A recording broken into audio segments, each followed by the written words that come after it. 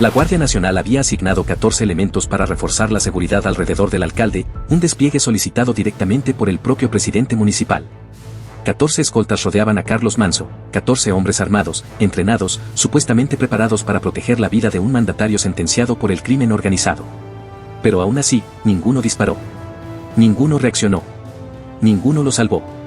Todo ocurrió a las 8:33 de la noche, bajo la luz cálida del Festival de Velas en el centro histórico de Uruapan, Michoacán. Entre música de marimba, catrinas, flores de cempasúchil y familias disfrutando la festividad, Carlos Manso caminaba saludando gente sin imaginar que esa sería su última noche. Una ráfaga seca cortó el ambiente festivo. 6 detonaciones seguidas. La plaza se paralizó.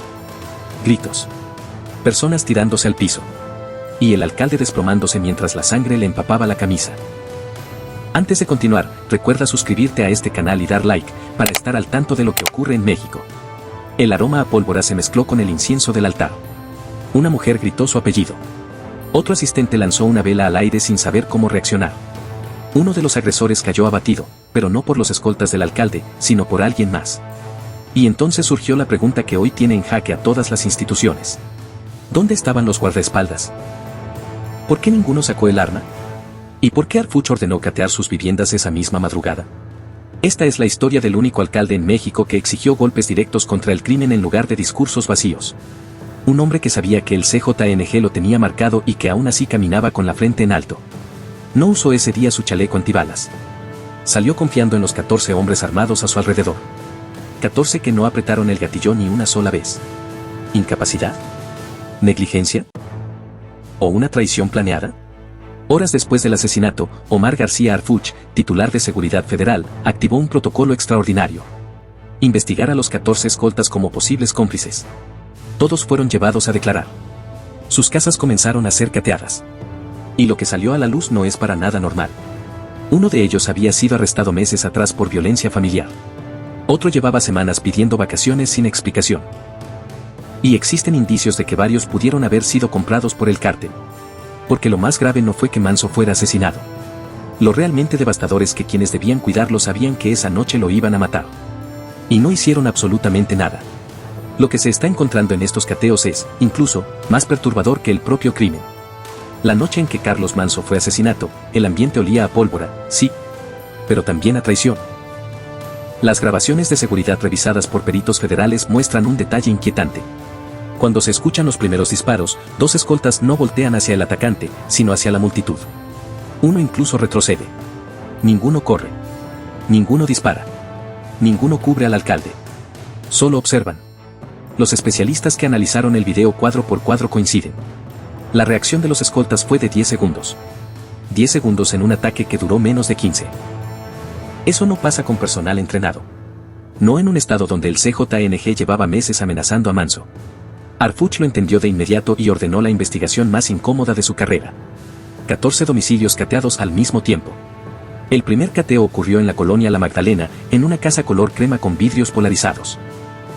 Ahí vivía Abelino Girard, el mismo policía denunciado meses atrás por golpear a su pareja, el mismo que bajó a una mujer de un taxi a golpes mientras gritaba que era parte de la seguridad del alcalde.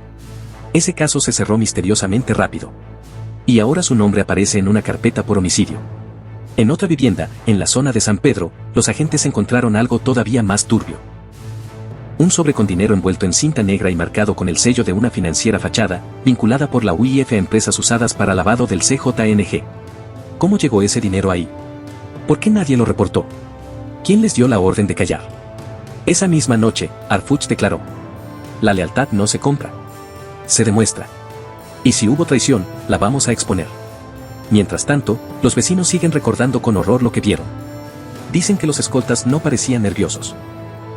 Que ni siquiera se movieron para cubrir al alcalde. Que uno de ellos, según un testigo, miró hacia una esquina segundos antes de los disparos, como si esperara una señal. La línea entre deber y complicidad se deshace en cada cuadro del video. Y esta madrugada, en uno de los cateos, apareció algo que puede confirmar la traición. Un teléfono escondido en una caja metálica, con un número desconocido y un mensaje enviado una hora antes del asesinato. Hoy se apaga la luz. Ese mensaje está a punto de destruir la versión oficial. A las 3:26 de la madrugada, mientras Uruapan intentaba dormir entre miedo y silencio, un equipo forense abría el celular oculto encontrado en la casa del escolta Abelino Girard. El dispositivo solo tenía instalada una aplicación de mensajería cifrada con un único contacto guardado bajo el nombre Juan R. El último mensaje enviado desde ese teléfono, una hora antes del ataque, era una frase corta y escalofriante: hoy se apaga la luz. Los analistas de la FGR tomaron el número y lo cruzaron en su base interna. El resultado fue fulminante: Juan R. no era un civil, ni un vecino, ni un familiar. Era otro escolta de Carlos Manso, uno asignado al perímetro externo, uno que nunca estuvo a menos de 20 metros del alcalde y que, según los registros, desapareció justo después del atentado. En ese instante, la investigación dejó de ser un simple homicidio para convertirse en la posible ejecución interna de un presidente municipal. La reacción fue inmediata. La instrucción girada desde Ciudad de México fue clara: localizar a Juan R. vivo y hacer que hablara. A las 5:12 de la mañana, la Guardia Nacional rodeó una casa de descanso en las afueras de Uruapan. Había luces encendidas, una camioneta negra estacionada y, en la cochera, un chaleco táctico con la insignia de seguridad municipal. Los agentes no tocaron la puerta, la derribaron.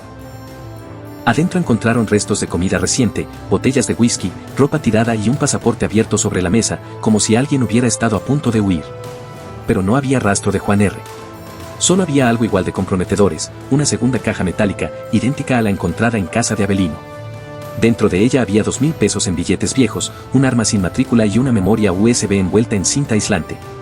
Cuando lograron acceder a los archivos, el ambiente se tensó. No eran rutinas de protección ni protocolos de emergencia, eran croquis detallados de eventos públicos, zonas ciegas de cámaras, horarios vulnerables del alcalde y rutas marcadas de manera sospechosa como seguras. Los peritos encontraron incluso un archivo duplicado que llevaba un logo ya conocido, una calavera con machete, símbolo del CJNG. Mientras esto ocurría, Harfuch ya estaba en comunicación directa con el fiscal estatal. Su mensaje fue tan seco como definitivo: esto no fue una falla. Fue una ejecución desde adentro. Vamos por ellos. Cada minuto que pasaba, los escoltas empezaban a contradecirse durante los interrogatorios.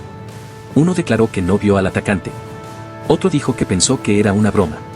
Un tercero aseguró que no tuvo tiempo de reaccionar. Pero los videos, los testimonios de vecinos, los croquis encontrados y los mensajes cifrados contradicen cada palabra. Nada encaja con la versión que intentan sostener. Y justo cuando creían haber descubierto lo peor, una llamada anónima llegó a la línea de inteligencia. La voz de una mujer temblaba mientras decía una frase que paralizó a los investigadores: uno de ellos me pidió que no hiciera ruido esa noche, que iba a pasar algo fuerte. El domingo amaneció con el sol golpeando las calles de Uruapan y el olor a cempasúchil mezclándose con rabia y tristeza. Era el funeral de Carlos Manso, y todo el pueblo asistió. Todos, menos ellos. Ninguno de los 14 escoltas apareció. Ni uno solo se presentó a despedir al hombre que supuestamente protegían. Los pobladores lo notaron de inmediato. ¿Dónde están los guardaespaldas?, se preguntaban unos a otros. Si lo querían tanto como decían, ¿por qué no están aquí? La ausencia dolía más que cualquier discurso. Los asistentes comenzaron a murmurar lo inevitable: los escoltas lo abandonaron o lo entregaron. Cuando el gobernador Ramírez Bedoya llegó acompañado de una muralla de escoltas nuevos, la multitud lo recibió entre gritos de «asesino» y «nos fallaron». Y entre todos esos reclamos, una verdad flotaba pesada en el aire: Carlos Manso murió solo. Mientras su féretro descendía cubierto con la bandera de México, corrió otro rumor entre los asistentes: los 14 escoltas estaban siendo trasladados a la capital para ser interrogados. Sin embargo, pronto surgió un dato más inquietante. 5 de ellos nunca llegaron. Sus radios estaban apagados, sus teléfonos desconectados, sus domicilios vacíos y sus familias también habían desaparecido. Cuando Harfuch recibió el reporte, apretó el puño y dijo: nadie se esfuma sin razón. Localícenlos a todos. Las búsquedas se activaron de inmediato. Uno fue captado por cámaras cruzando una caseta rumbo a Colima horas después del asesinato. Otro apagó su geolocalizador y fue visto por última vez en un retén abandonado hacia Patzingán. Uno más retiró una fuerte cantidad de dinero en efectivo de una cuenta recién abierta con un depósito de 500,000 pesos. El enojo en Uruapan crece. Las paredes del ayuntamiento amanecen pintadas con frases como 14 cobardes, un valiente y nos matan desde adentro. La ausencia de los escoltas ya no es solo un dato policial, es una herida simbólica. Cada silla vacía en el funeral es una pregunta sin respuesta. ¿Los compraron? ¿Los amenazaron? ¿O simplemente lo entregaron al cártel? En un país donde el silencio suele gritar traición, el hecho de que ninguno se presentara al funeral es prácticamente una confesión. Cuando el ataúd descendió y el primer puñado de tierra cayó sobre él, una mujer lanzó un grito que aún resuena entre quienes la escucharon: Dios lo reciba, porque los hombres lo traicionaron. Mientras la familia lloraba y el pueblo miraba al cielo intentando entender cómo pudieron dejarlo morir así, en ese mismo instante, a solo unos kilómetros, los primeros cateos simultáneos continuaban. Los equipos tácticos abrían puertas, revisaban cuartos, incautaban documentos, buscando cualquier rastro del cártel dentro del anillo de seguridad que debió protegerlo. Y lo que hallaron en la primera de esas casas ni siquiera aparece en los informes oficiales. Pero cambia por completo el rumbo de esta historia. 5 cateos, 5 viviendas, 5 mundos ocultos detrás del uniforme de escolta. A las 8:42 de la mañana, los operativos arrancaron con sincronía absoluta. Coordinados desde la Ciudad de México por orden directa de Omar García Harfuch, los equipos tácticos irrumpieron sin previo aviso en las casas de 5 escoltas catalogados como riesgo alto. La instrucción no tenía adornos ni interpretaciones, revisen todo. No queremos nombres, queremos vínculos. En la primera vivienda, ubicada en la colonia Río Volga, el hallazgo fue tan contundente que eliminó cualquier duda. Los agentes recuperaron 2 sobresellados con cinta negra, ambos etiquetados con nombres distintos y la anotación entrega completa seguida de una fecha escrita a mano, 9 de octubre, BIM. Dentro de cada sobre había 30,000 pesos en billetes consecutivos, depositados exactamente 3 días antes del asesinato. Bajo uno de ellos encontraron una hoja doblada en 4 con las letras CJNG escritas en tinta negra. La relación era demasiado evidente para ignorarla. El segundo cateo, realizado en la zona de La Mora, reveló algo todavía más preocupante. Dentro de una mochila escolar con compartimentos ocultos, los agentes localizaron una radio de comunicación de uso militar, un chip internacional sin activar y una credencial clonada de la Guardia Nacional con un nombre falso. Los expertos en inteligencia tardaron apenas unos minutos en establecer la conexión. Ese mismo nombre ya había aparecido meses atrás durante un operativo contra una célula del CJNG en Aguililla. La coincidencia era imposible. En un tercer domicilio, lo hallado fue aún más delicado, un calendario marcado a mano, con anotaciones inquietantes como Evento 1, Riesgo Alto, Fase Luz y Desconexión. La fecha del 1 de noviembre, día del asesinato de Manso, estaba subrayada con trazo grueso en color rojo. Los peritos comenzaron a reconstruir un mapa mental y lo que emergió fue un esquema de infiltración interna, una red dentro del mismo cuerpo de seguridad del alcalde, cada miembro con un rol específico. Uno controlaba los accesos, otro manipulaba reportes de riesgo, otro modificaba rutas de traslado. Nada era improvisado. Todo estaba diseñado.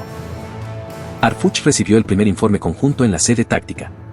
Lo leyó completo, sin interrupciones. Cuando terminó, solo pronunció: esto no fue un error. Fue una ejecución planeada. Ahora necesitamos saber quién dio la orden. La pregunta se volvió más inquietante cada minuto. ¿Había sido desde dentro del gobierno estatal? ¿Desde algún mando medio? ¿O desde una estructura profundamente infiltrada en la seguridad pública? Mientras los cateos seguían su curso, uno de los agentes abrió una caja fuerte empotrada en la pared. Esperaban armas, dinero o documentos financieros. Pero lo que encontraron fue aún más grave, una lista completa, con nombres, cargos, horarios y un encabezado escrito a mano que decía puntos vulnerables, alcaldes próximos. Al final del documento había un nombre subrayado con tinta roja, un nombre inesperado, un nombre que podría ser el próximo objetivo. La lista fue solo el inicio. Lo que vino después sacudió por completo a la fiscalía. Esa misma tarde, el equipo de inteligencia federal cruzó los datos de cada escolta con bases nacionales. La revisión era para confirmar que todos fueran quienes decían ser. Fue entonces cuando apareció el primer golpe. Un escolta tenía inconsistencias graves en su acta de nacimiento, otro en su historial militar y un tercero, simplemente no existía en ningún registro oficial. No tenía RFC, ni antecedentes, ni historia en el sistema nacional. Solo un nombre falso, una credencial manipulada y una fotografía que coincidía con un archivo militar. El hombre había sido captado en un operativo en Jalisco un año antes. En esa operación, no era escolta, era sicario del cártel. El rostro fue identificado como Ramiro N. El Roca, un operador entrenado por el CJNG en técnicas de infiltración. Su especialidad era fingir lealtad, generar confianza y esperar el momento oportuno. Carlos Manso confiaba en él. Era de los pocos que lo acompañaban a operativos nocturnos, el mismo que le abría la puerta de la camioneta, el que posaba en fotos junto a él, el que esa noche desapareció 2 minutos antes del ataque. Cuando este informe llegó a manos de Harfuch, el secretario golpeó la mesa. Su orden fue inmediata. Código rojo. Desde este momento el caso deja de ser municipal. Es nacional. Activen la red completa de captura. La cacería había comenzado. No contra sicarios escondidos en el monte, sino contra infiltrados con uniforme oficial. Durante la revisión ampliada surgió un segundo nombre con el mismo patrón: identidad alterada, historial modificado, conexiones con redes de financiamiento ilegal. 2 infiltrados dentro del equipo cercano del alcalde, ambos con acceso total a su rutina, su movimiento y su ubicación. ya no había duda. No era un atentado improvisado, era un crimen desde adentro. En ese momento, una llamada anónima entró a la línea de inteligencia. La voz era masculina, quebrada por el miedo, y solo dijo: "El que los metió trabaja en Palacio de Gobierno". Esa frase, si se confirma, podría desatar la purga política más grande en años. Y mientras todo esto ocurría, Uruapan seguía viviendo entre miedo, funerales y sospechas. Pero lo que los agentes estaban por encontrar en el siguiente operativo conectaría este caso con algo todavía más grande. El domingo, 2 de noviembre, mientras Uruapan se llenaba de veladoras, incienso y papel picado por el Día de Muertos, otra procesión avanzaba por las calles secundarias sin música, sin flores y sin rezos. Eran agentes federales, caminando en silencio, cargando no ofrendas, sino órdenes de cateo firmadas por la FGR. Coordinados por el equipo de inteligencia bajo las instrucciones de Arfuch, al menos 7 viviendas fueron intervenidas desde las primeras horas.